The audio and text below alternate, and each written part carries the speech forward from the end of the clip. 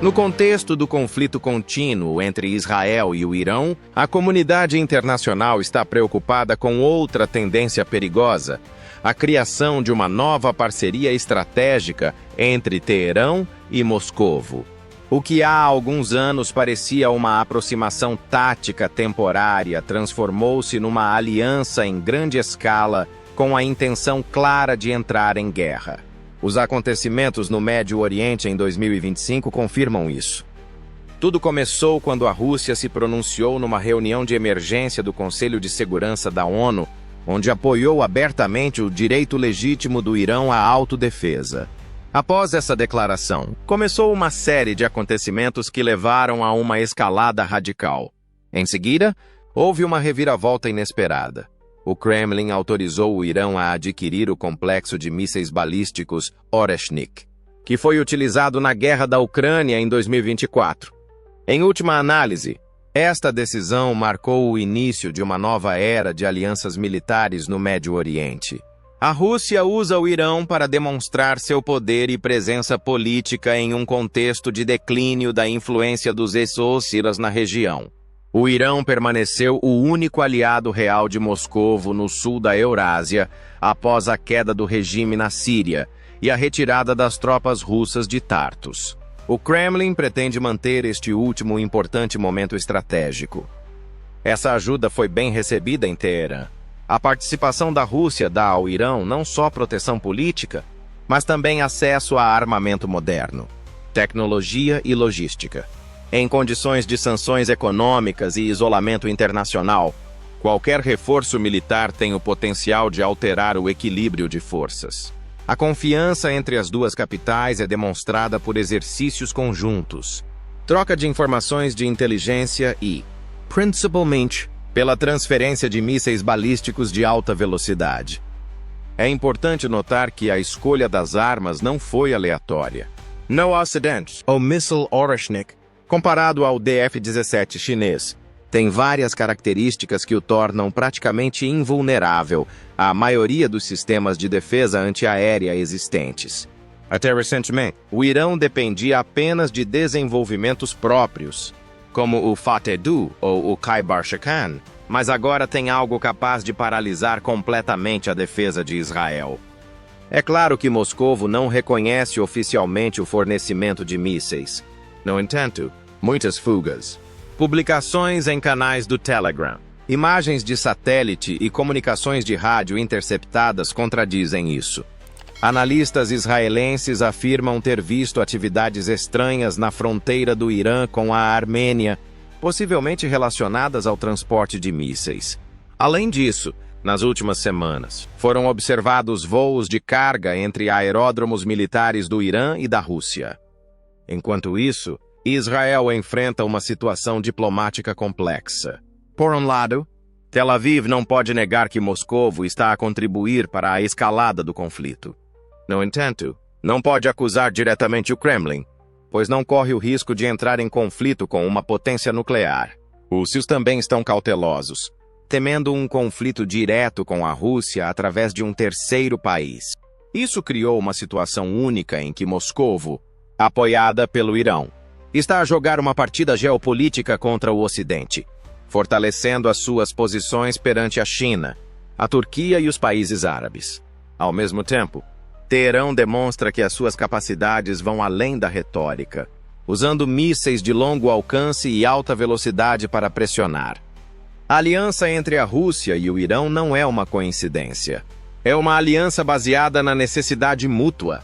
Moscovo demonstra força e procura uma saída para o isolamento. Teherã procura mudar a situação na região e colocar Israel em risco. De acordo com esta lógica, o fornecimento de mísseis é apenas o começo. Podem seguir-se sistemas de guerra eletrônica, coordenação por satélite, drones e até quartéis generais estratégicos conjuntos. Como resultado, Israel está a perder a sua tradicional confiança em si mesmo. Estará pronto para entrar em guerra com dois países, cada um com considerável poder militar e determinação política? Como mudará a arquitetura da segurança regional se a Rússia começar a fornecer regularmente armamento estratégico ao Irã? Além disso, Se as principais ameaças vierem de aliados de outras potências nucleares, Israel poderá continuar a contar com as suas antigas alianças, como as do STI ou da OTAN. Ainda não há respostas. No entanto, uma coisa é absolutamente evidente. A criação de um bloco russo-iraniano mudará radicalmente as regras do jogo no Médio Oriente. Atualmente, o conflito entre Israel e o Irão não existe. Isso significa o início de uma ruptura geopolítica, na qual cada míssil pode se tornar um argumento na guerra pela hegemonia mundial. Em apenas alguns dias, o míssil Oreshnik, que a Rússia entregou ao Irão, passou de uma arma misteriosa a um símbolo de terror no Médio Oriente. O seu aparecimento no arsenal de Teherã assustou Israel e os aliados da OTAN. Até recentemente, esse nome pouco significava para o grande público. No entanto, após um uso limitado nas frentes das guerras ucranianas em 2024, o Oreshnik já chamava a atenção dos analistas militares. O que é essa arma e por que é tão discutida? O Oreshnik é um míssil balístico de médio alcance, capaz de atingir uma velocidade de até 10 Mach, ou aproximadamente 300 km, de acordo com suas características técnicas. Com essa velocidade, os sistemas modernos de defesa antiaérea, como o Iron Dome, Strela, o americano Patriot, ou mesmo complexos promissores com elementos de inteligência artificial, são praticamente incapazes de enfrentá-la nas condições do campo de batalha do Médio Oriente. A principal ameaça reside não só na velocidade do míssil, mas também na sua capacidade de alterar a trajetória no meio e no final do seu percurso, o que o torna imprevisível. A ogiva pesa até 1.100 kg. A configuração de múltiplas cargas do míssil é particularmente assustadora. Ele pode transportar até 6 submunições separadas, cada uma programada individualmente. Isso significa que um único lançamento pode atingir vários alvos ao mesmo tempo, causando um efeito de saturação que sobrecarrega os sistemas de defesa do inimigo. O Oreshnik pode voar a distâncias de 500 a 5,000 km, dependendo da modificação. Assim, um míssil lançado do oeste do Irão cobre facilmente todo o território de Israel, incluindo as regiões mais setentrionais e meridionais. Além disso, pode ser lançado a partir de instalações móveis, o que torna praticamente impossível localizar o ponto de partida. O seu controle também requer atenção especial. De acordo com informações do Ministério da Defesa da Rússia, o míssil foi equipado com um sistema de orientação inercial com capacidade de correção por coordenadas de satélite. Isso a torna especialmente eficaz para destruir alvos estratégicos fixos, como aeródromos, postos de comando, depósitos de munições e centros de comunicações. O Oreshnik é um verdadeiro avanço na superação de defesas em condições em que tais alvos estão frequentemente sob forte proteção.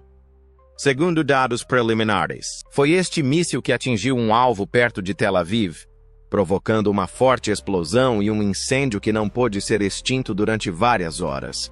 Informações não confirmadas afirmam que se tratava de um centro de distribuição de gás ligado a importantes linhas de exportação. Embora ainda não tenha sido feita uma avaliação precisa dos danos à infraestrutura, os especialistas preveem perdas na casa dos milhares de milhões e a perturbação de toda a logística energética da região. Israel, naturalmente, negou rapidamente as provas do uso do Oreshnik. No entanto, as gravações de câmaras de vigilância, que mostram a velocidade invulgar, a trajetória e a natureza da explosão, publicadas nos canais do Telegram, provam o contrário. É difícil imaginar que tal destruição possa ter sido causada por drones ou mísseis produzidos localmente. É notável que Moscou já tenha usado o Oreshnik na Ucrânia, mas na altura foi de forma limitada e mais para demonstração. Embora esses ataques a instalações logísticas não tenham causado vítimas significativas, eles fizeram os analistas refletirem sobre as possibilidades dessa arma. No Irão, o míssil foi efetivamente lançado da coleira. e o seu poder destrutivo está agora plenamente evidente. Outro problema é que a própria energia cinética e a ogiva do Oreshnik têm um efeito comparável ao de ataques nucleares táticos, especialmente em áreas povoadas, e estes são apenas os primeiros passos. A situação pode sair do controle se Moscovo continuar a fornecer essas armas ao Irão e Teherão começar a usá-las em massa. Há ainda outro lado, o psicológico. Os cidadãos de Israel já estão preocupados com a menção do Oreshnik. Vídeos com legendas como Morte do Céu. Segundos antes do ataque, Israel não está preparado. Estão a inundar os meios de comunicação social, os canais do Telegram e o YouTube. O contexto informativo está direcionado para o Irão e a Rússia, o que aumenta o medo. O Oreshnik tornou-se não apenas uma arma, mas um símbolo de uma nova fase da guerra, enquanto a comunidade internacional tenta compreender as consequências. Uma guerra em que os antigos princípios de contenção estratégica não se aplicam. Quando Moscovo e Teherão se unirem, isso poderá destruir um equilíbrio de longa data e transformar o mapa do Médio Oriente em caos e incerteza. Até recentemente, Israel exibia orgulhosamente ao mundo o seu sistema de defesa antiaérea de vários níveis, composto por um conjunto único de complexos Arrow 2-3, David Sling e Iron Dome. Essas tecnologias eram consideradas superiores às outras porque respondem rapidamente, adaptam-se e são projetadas para interceptar alvos que vão desde mísseis até ameaças balísticas de médio alcance. A comunidade internacional via Israel como um modelo de Estado fortificado moderno. No entanto, os acontecimentos das últimas semanas mostraram que a defesa israelita começou a desmoronar-se devido aos ataques massivos do Irão e, supostamente, ao lançamento de mísseis russos Oreshnik. O ataque, que a mídia apelidou de Noite do Céu Laranja, tornou-se realidade. Centenas de vídeos de testemunhas oculares mostram explosões iluminando o céu sobre Tel Aviv e Haifa, bem como inúmeros flashes de interceptores subindo no ar, combinados com sons de golpes surdos no solo. Pela primeira vez desde 2006, Israel não sofreu apenas um ataque, mas uma derrota. A defesa não foi rompida imediatamente. O Irão planeou cuidadosamente o ataque, começando com uma onda de drones e alvos falsos, e depois sobrecarregou o sistema operacional de reconhecimento de ameaças. Em seguida, foram lançados mísseis balísticos, como o Fateh-2, o Kibar Shekin e, possivelmente, os mais recentes mísseis hipersônicos. Essa estratégia, conhecida como ataque de saturação, tem como objetivo esgotar os recursos da defesa antiaérea, destruir alvos importantes e desorganizar o comando. Segundo especialistas militares e testemunhas oculares, foi assim que uma das baterias do Iron Dome na área de Ramat Gan foi desativada. Fugas afirmam que, devido ao aparecimento simultâneo de mais de 80 alvos nos radares, alguns dos quais com trajetória manobrável, o sistema simplesmente congelou. Ou os interceptores não foram lançados, ou falharam. Pelo menos 4 mísseis atingiram a área urbana, destruindo bairros residenciais. O facto de terem sido utilizados mísseis com ogivas independentes causou grande preocupação. Isso permite que outros projéteis continuem o voo, mesmo que um deles seja interceptado. Assim, a defesa antiaérea teve que decidir quais alvos salvar e quais sacrificar. A ideia de um escudo total não funciona em uma guerra real. Uma situação semelhante ocorreu em Haifa, no norte de Israel. Vários ataques diretos atingiram a zona industrial da cidade, incluindo uma refinaria de petróleo e uma subestação elétrica. Apesar das afirmações do exército sobre o sucesso parcial da interseção, os danos foram tão evidentes que nem mesmo os meios de comunicação controlados conseguiram ocultá-los. Imagens de satélite confirmaram que houve interrupções no fornecimento de energia elétrica devido à falha de 2 estações transformadoras. Além disso, as tentativas de usar o sistema Arrow 3 para interceptar alvos de alta velocidade levaram a resultados ambíguos. Embora o Arrow tenha sido criado para combater ameaças balísticas, ele não conseguiu rastrear e neutralizar a tempo os mísseis que voavam a mais de 100 km de altitude e eram capazes de mudar de trajetória. Rumores sobre possíveis problemas com o software surgiram depois que um dos interceptadores Arrow explodiu na decolagem. A situação tornou-se tão crítica que Israel começou a pedir ajuda aos ECWA com urgência. Exigiu o reforço do sistema Patriot e o fornecimento adicional de mísseis para o Iron Dome. No entanto, mesmo o Patriot, melhorado nos últimos anos, não conseguiu fazer frente às ogivas hipersônicas manobráveis. Especialistas militares, incluindo Uzi Rubin, ex-chefe da Administração de Defesa Antimísseis de Israel, reconheceram abertamente que o sistema de defesa aérea precisa ser revisto.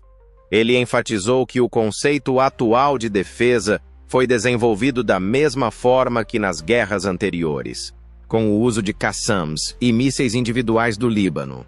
A guerra moderna exige uma lógica diferente, uma velocidade de resposta diferente e, o mais importante, uma profundidade diferente na análise das ameaças. É importante sublinhar o fato de que Israel não ficou totalmente protegido. Alguns ataques foram repelidos com sucesso e parte da infraestrutura foi protegida. No entanto, os danos à reputação foram tão devastadores quanto os danos físicos. O mundo viu que a defesa de Israel não era perfeita. É um sistema que tem limitações, vulnerabilidades e, possivelmente, ideias ultrapassadas. O contexto informativo aumentou o estresse. Um vídeo em que os interceptores Iron Dome explodem no céu sem atingir o alvo foi amplamente divulgado nas redes sociais. Imagens adicionais mostram os foguetes a entrar em casas residenciais sem qualquer tentativa de parar. Tudo isto criou uma atmosfera de medo e incerteza. Pela primeira vez em muitos anos, a opinião pública questionou: por que é que não fomos protegidos? Como resultado desta crise, o governo ficou num impasse. Alguns defendem a modernização total da defesa antiaérea, enquanto outros defendem a criação de soluções totalmente novas, como instalações a laser e proteção por satélite. Além disso, há pessoas que acreditam que Israel não será mais capaz de garantir sua segurança sozinho, sem a participação de outros países, especialmente os EUA e a UE. Seja como for, a violação da defesa marcou a perda do controle do céu por parte de Israel. Além disso, marcou o início de uma nova era para uma região habituada ao domínio de Tel Aviv. Uma era em que mesmo os mais protegidos podem estar em perigo.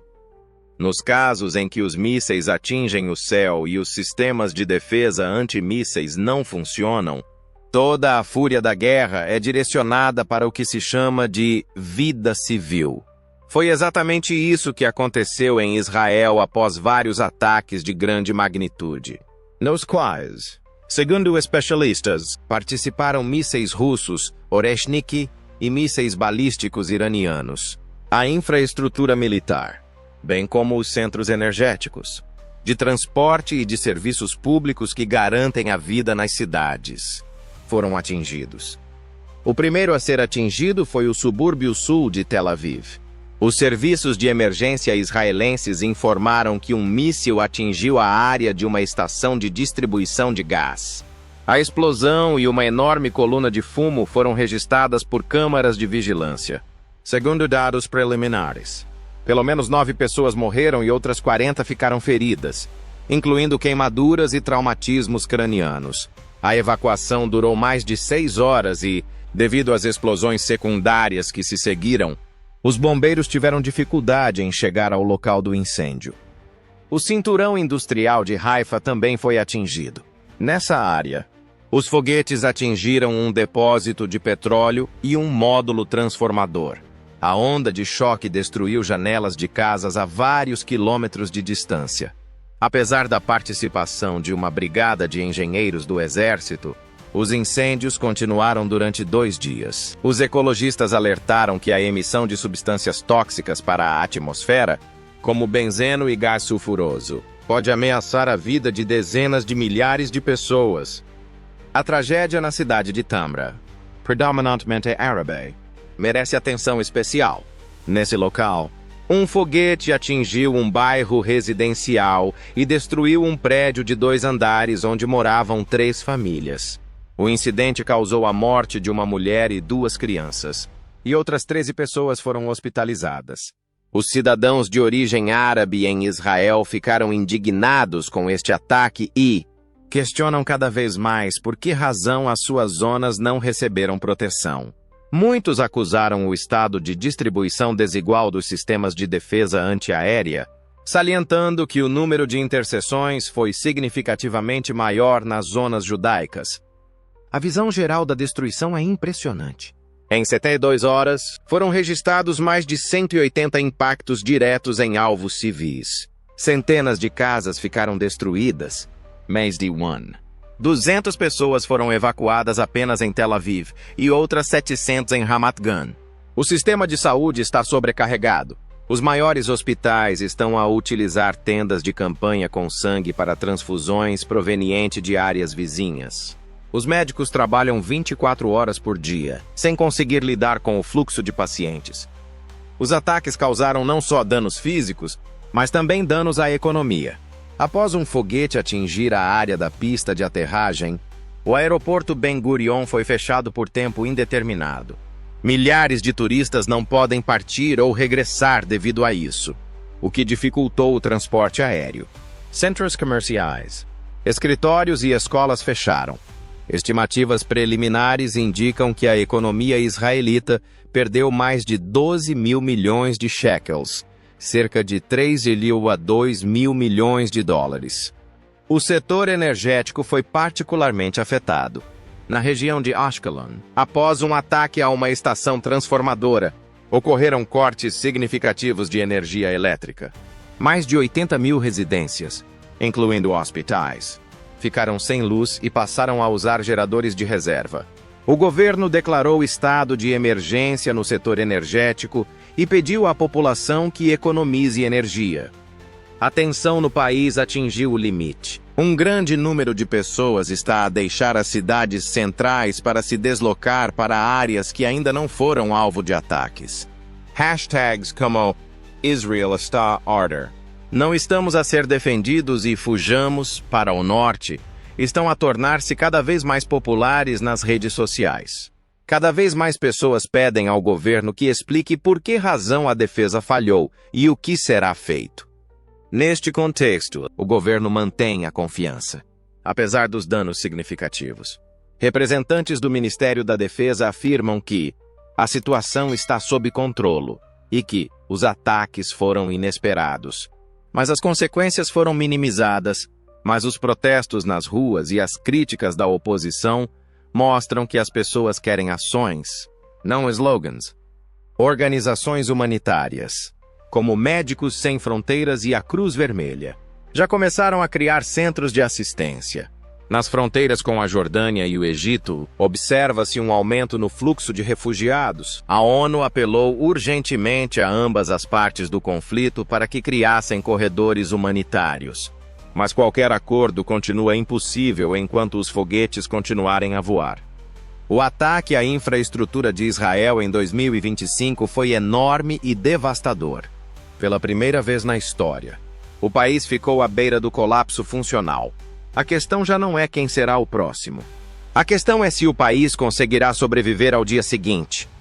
Enquanto os foguetes continuam a cair e bairros civis em Israel são destruídos, Neutral Front, uma batalha igualmente violenta está a ser travada. A batalha da informação. É mais do que uma simples luta pela interpretação. É uma campanha direcionada, na qual cada declaração, vídeo ou postagem pode mudar a reação internacional e alterar o equilíbrio de forças. A Rússia, Israel e o Irã participam ativamente desse confronto mediático para justificar as suas ações e obter o apoio da opinião pública e dos aliados internacionais. Desde as primeiras horas dos ataques, autoridades israelenses começaram a divulgar a ideia de que a maioria dos mísseis havia sido lançada. Vídeos de lançamentos bem-sucedidos de interceptadores foram publicados pelo Ministério da Defesa. Eles contêm afirmações de que 90% das ameaças foram neutralizadas, bem como imagens em que os mísseis supostamente são destruídos no céu. No entanto, logo surgiram na internet centenas de vídeos que mostram interseções mal-sucedidas, destruições, explosões em bairros residenciais, gritos e a incapacidade dos bombeiros de responder às chamadas. As provas visuais superam os comunicados de imprensa. Como resultado dessa inconsistência, a sociedade começou a desconfiar das informações oficiais. Nas redes sociais, espalhou-se a hashtag #IsoNãoEV%, sob a qual são publicadas fotos da destruição e comentários de que as afirmações não correspondem à realidade. Políticos da oposição em Israel compararam a situação à propaganda pré-computadorizada, acusando o governo de falsificação de estatísticas e censura da mídia. O Irã continua sua ofensiva informativa, especialmente usando a mídia estatal e canais do Telegram voltados para o público árabe e muçulmano. A imprensa iraniana publica fotos de supostas instalações destruídas em Israel, alegações de que caças F-35 israelenses foram abatidos por mísseis hipersônicos e até vídeos que mostram centros de comando sob mira. Um dos vídeos mais populares afirma que o ataque a Tel Aviv foi apenas um aviso. Fontes sírias e iemenitas também afirmam que por trás do ataque está uma áxia de resistência que vai de Beirute a Teherão. Nesse sentido, a Rússia é mais cautelosa. Canais do Kremlin, como RT e Sputnik, publicam sistematicamente materiais que justificam as ações do Irão e criticam a fraqueza da defesa aérea israelense. Mas Moscovo continua a insistir que a Rússia não participa no conflito. Os especialistas pró-Kremlin concluem que a era da hegemonia ocidental chegou ao fim, comparando os fracassos do Domo de Ferro com os fracassos dos sistemas ocidentais em outros conflitos. Neste momento, uma luta política está a aquecer na ONU. Representantes da Rússia e da China bloqueiam, numa reunião do Conselho de Segurança, resoluções que condenam as ações do Irão, invocando o direito à autodefesa em resposta às provocações de Israel. O Reino Unido e a França não conseguem chegar a um acordo sobre a formulação de um cessar-fogo. Como resultado, a diplomacia internacional não funciona. A sessão do Conselho de Segurança é transmitida ao vivo, tornando-se parte do espaço mediático global. Cada vez mais países começam a manifestar-se a favor disso. O Egito e a Jordânia apelam à neutralidade e à desaceleração, enquanto a Turquia e o Catar expressam solidariedade com o Irão. Nos países árabes, ocorreram manifestações em massa em apoio ao Irão, enquanto, em contrapartida, manifestações em apoio a Israel ocorreram em várias capitais ocidentais. O mundo está novamente dividido em blocos, como durante a Segunda Guerra Fria. No centro desta nova guerra estão plataformas internacionais como o Twitter, agora X, Telegram, YouTube e TikTok. Desinformação, vídeos falsos e declarações tiradas do contexto criam um efeito de tempestade mediática, em que a verdade se perde no caos e na discórdia. Um observador experiente pode até sentir que a fronteira entre a realidade e a manipulação está a esbater-se. O impacto na opinião pública nos próprios países participantes representa um perigo especial. Em Israel, crescem o pânico e o desespero. Em contrapartida, no Irão, os nacionalistas estão a ganhar força com declarações vitoriosas. A Rússia usa o conflito para desviar a atenção dos acontecimentos na Ucrânia e reforçar a retórica contra o Ocidente. Assim, todas as partes do conflito utilizam os meios de comunicação tanto para a mobilização interna como para a luta externa. Atualmente, a guerra da informação tornou-se uma frente separada, e cada sucesso alcançado como resultado de uma vitória no Twitter não é uma conquista de alto nível. Além disso, tudo isso acontece ao mesmo tempo que catástrofes humanas reais, incêndios, destruição e mortes. No mundo moderno, o campo mediático tornou-se uma parte importante dos conflitos armados. Além disso, O vencedor neste campo obterá não só uma vantagem moral, mas também uma vantagem política decisiva. A única questão é se aqueles que ouvirem a verdade irão resistir. Todo o Médio Oriente prendeu a respiração após uma semana de horror. Explosões contínuas, cidades destruídas e tensão internacional crescente. Durante décadas, Israel foi considerado uma fortaleza inexpugnável, mas agora está à beira da desestabilização estratégica. O que acontecerá a seguir torna-se uma questão cada vez mais importante. Israel permanecerá atona ou a região entrará numa nova era em que a ordem estabelecida será definitivamente destruída? A primeira coisa que salta à vista é o isolamento geopolítico de Israel. Apesar das declarações oficiais de apoio dos IEUs e dos países europeus, ainda não foram tomadas medidas decisivas para uma intervenção militar ou o fornecimento direto de novos sistemas de defesa antiaérea. A OTAN não quer participar num novo conflito nas fronteiras do Sul, uma vez que Washington está ocupada com problemas internos e eleições prolongadas. Não são apenas os aliados regionais, como os Emirados Árabes Unidos e o Bahrein, que estão limitados a formulações diplomáticas. Israel permanece sozinho contra a chamada Eixo da Resistência, composta por Irão, Rússia, Hezbollah, Houthis e até mesmo apoiantes indiretos no Líbano, Síria e Palestina. Assim, os rumores sobre a imposição da lei marcial estão a tornar-se cada vez mais comuns. De acordo com fontes do Knesset, o governo está a considerar a possibilidade de uma mobilização total, convocando reservistas e preparando-se para uma luta prolongada.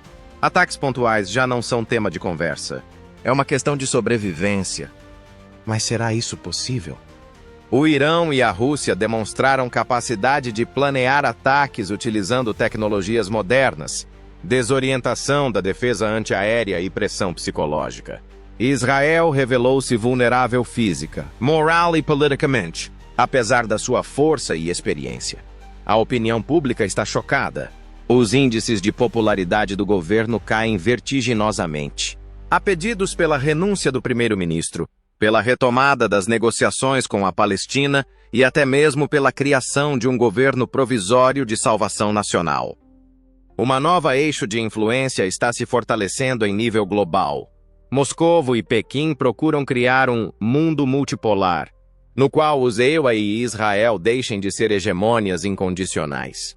Apesar de a diplomacia chinesa propor a mediação, esta é claramente útil para o Irão. A Turquia mantém um equilíbrio cauteloso, mas vê uma oportunidade de expandir a sua influência no sul. O Egito e a Arábia Saudita preferem manter a neutralidade para evitar um conflito em grande escala. Israel ainda possui potencial militar capaz de mudar a situação. Trata-se do uso potencial de armas nucleares táticas, o que até recentemente era inaceitável. O secretismo do programa nuclear de Israel cria uma incerteza perigosa. Analistas da OTAN e da AIEA acreditam que Tel Aviv possui pelo menos várias dezenas de ogivas nucleares, apesar de Israel não reconhecer oficialmente a existência de um arsenal nuclear. Não se pode excluir a possibilidade de ocorrer uma dissuasão nuclear, um lançamento demonstrativo ou um ultimato com o objetivo de travar a ofensiva, caso a situação se agrave. No entanto, esse é um caminho para o inferno. Mesmo o uso insignificante de armas nucleares levaria a uma explosão geopolítica que poderia incluir sanções, retaliações, o envolvimento de superpotências e o colapso total do equilíbrio regional. Enquanto não há uma definição, Israel trabalha para reforçar as suas posições defensivas. As tropas estão a ser transferidas para a fronteira norte. Os reservistas estão a ser mobilizados e baterias adicionais de defesa antiaérea estão a ser instaladas em Jerusalém. Em áreas remotas, o Ministério da Saúde instalou hospitais de campanha e o transporte em algumas cidades está limitado. No entanto, estas medidas parecem intempestivas. O povo exige uma resposta política, não uma resposta técnica. Para onde vai o país? Quem irá defendê-lo? O que deve ser feito? Entretanto, A crise humanitária continua a agravar-se. A ONU informa que mais de 250 mil pessoas abandonaram as suas casas nas regiões central e sul de Israel. Os campos temporários estão a ficar lotados e há interrupções no abastecimento de alimentos e medicamentos.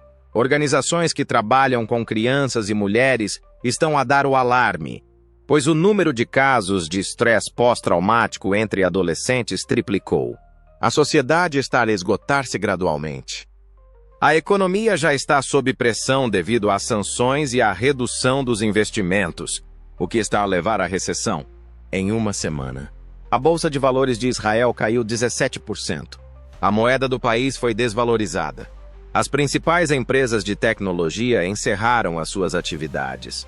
O país, que antes era famoso pela inovação e pelas startups, agora está à beira de uma paralisia funcional.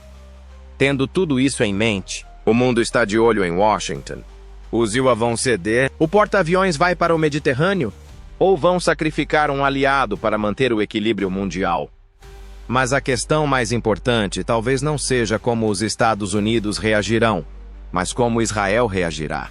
Será que ele será capaz de repensar sua estratégia, seus aliados e sua defesa? Ou será que vai responder com dureza, o que levaria a uma guerra ainda maior? O conflito de 2025 é mais do que um simples problema de segurança.